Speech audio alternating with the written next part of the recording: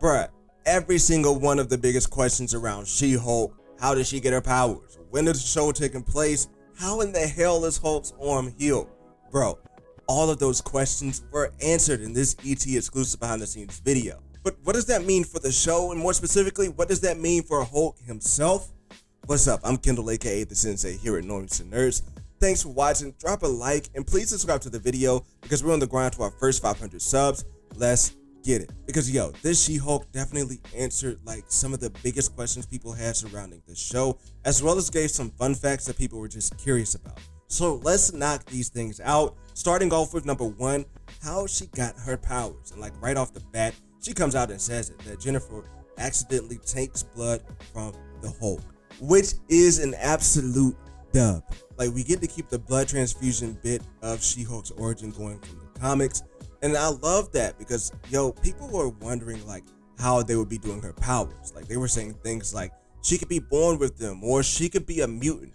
Like all of those type of things were being thrown out there. Crazy shit. But that confusion wasn't their fault. It was mainly because of the car crash scene that was shown in the first look, where immediately after she started hulking out.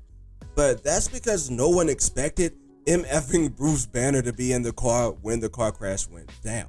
But like I said, it is a true W because anytime that an MCU origin can be this closely derived from the comic book origin, it is a beautiful thing to see come together. And number two is answered in the same damn shot. How the hell is Smart Hulk's arm healed? In fact, I know you did not think you was about to sneak this one in here past us, bro. We see him, yo, Bruce Banner, looking just like he did in the post-credit scene of Shang-Chi. And he still got that arm in the sling too. Like now, look, I know this is taking some connecting the dots, but here it is. When we saw him in Shang-Chi, Bruce had a tech-type bracelet around his arm.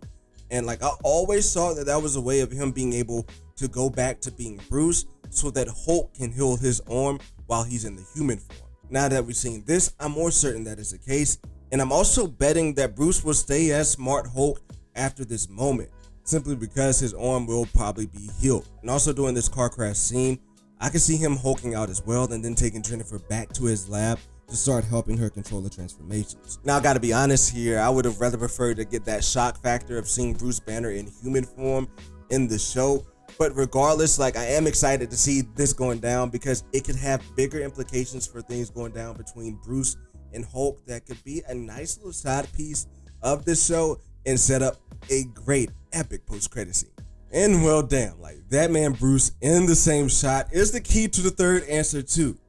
When the show takes place. And look, I promise we're gonna make it past the first 15 seconds of this behind the scenes video. But the short answer to that question is it takes place after the events of Shang-Chi. Many people question when the show could have been taking place, mainly because again of Smart Hulk and his arm being healed. But one possibility that people were throwing out there is that it could take place during the blip.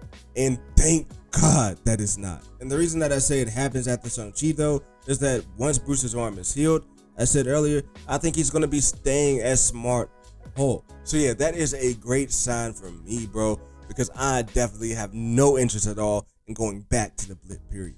Now number four comes our way from Kevin Feige himself. How tall is She-Hulk? 6'7", bruh, 6'7".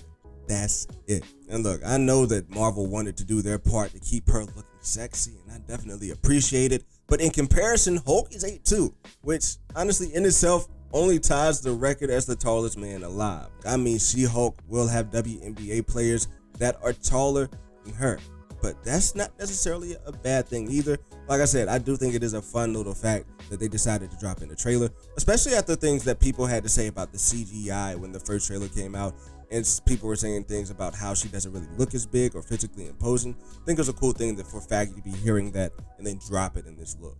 And going on to the last answer, which is really more of a confirmation than an answer, and that is, bruh, this show is really going to be all cameo. And it is effing clever because they used the scene where she breaks the fourth wall and talks about it in the show. And bruh, that shit was so clean that it felt like it was part of the behind the scenes video for a second. I can't even lie. And yo, look, now that I say that, like, hold up. What if that behind the scenes video is actually her breaking the third wall? But anyway, yo, she brings up the cameos, and that drives home the point even more that from the three that she mentioned to Frogman and now the latest addition Daredevil, we're going to be getting a cameo treat in every single episode of the show. Now look, now that those answers are out of the way, hit the sub button and let's talk about what this can mean for the show, and more importantly, what it could mean for the Hulk himself. Now, like I said, what could this all mean for Hulk specifically at the end of this show? Because I think that this show and the court cases are going to be getting wilder and wilder as the season goes on. And with Bruce making appearances, I believe, in the beginning and at the end of this season, I think that that could lead up for a very interesting storyline. Because during his time off screen, I would like for there to be some discourse going on between Bruce and Hulk.